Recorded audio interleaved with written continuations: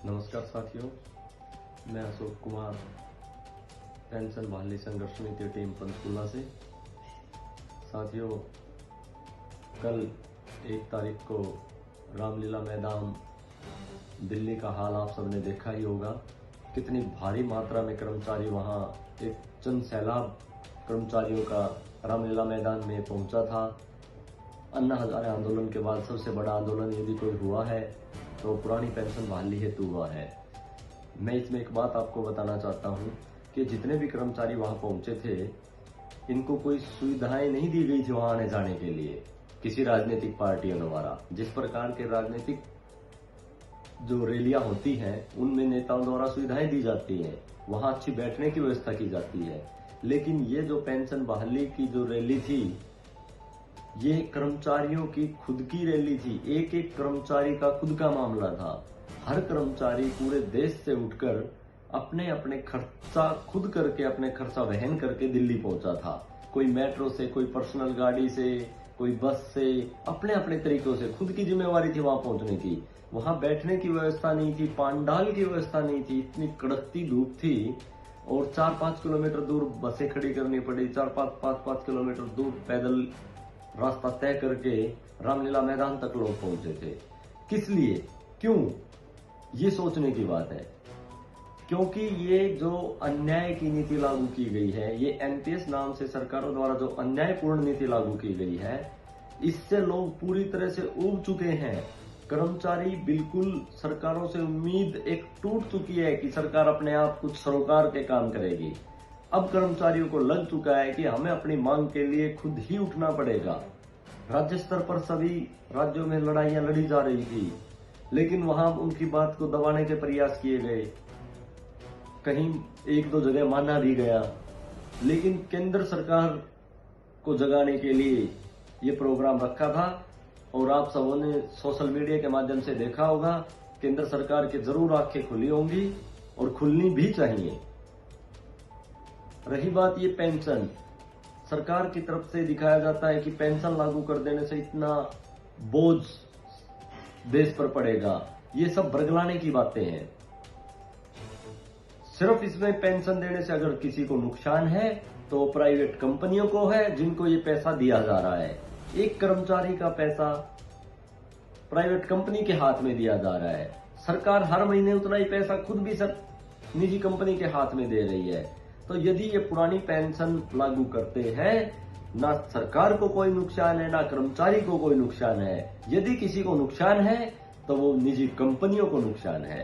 तो सरकार जनहित के काम करने के लिए होती है या फिर निजी कंपनियों को फायदा पहुंचाने के लिए?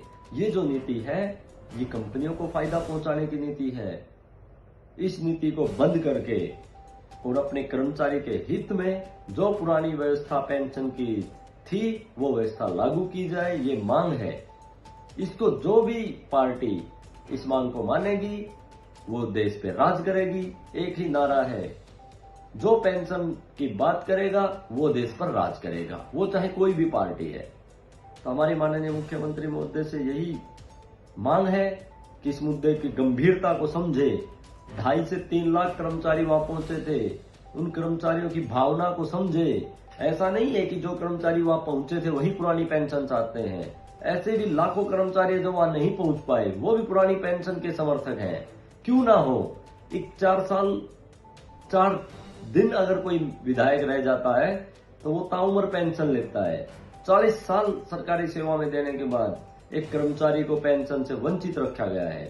कर्मचारी को सिर्फ एक एमएलए की पेंशन के लिए रखा है कि उसके कर्मचारी की सैलरी से जो टैक्स कटौती होती है, उससे जो है विधायक, एमपी ऐश करेंगे, उनको पेंशन दी जाएगी। ये कौन सी नीति है? कहां से लाते हैं इतनी अच्छी नीतियां?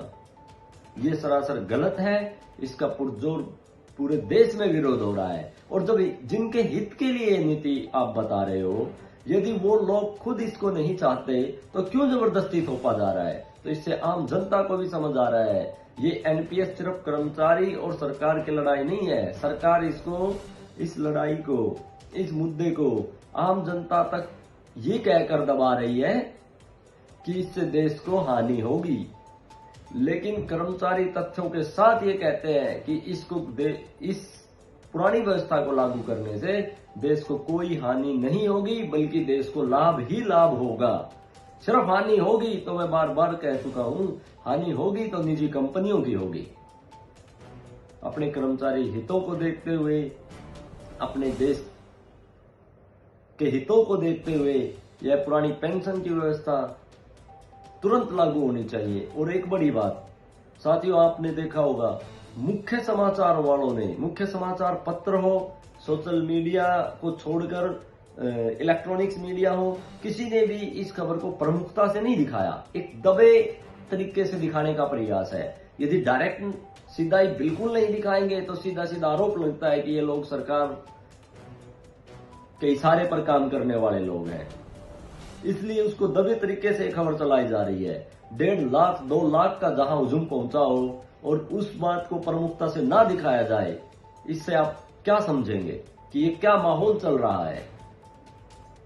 तो साथियों, मेरा आग्रह है, हम खुद ही सोशल मीडिया हैं, हम सोशल मीडिया के माध्यम से अपनी बात जन जन तक पहुंचाएंगे और अब तो हर जन को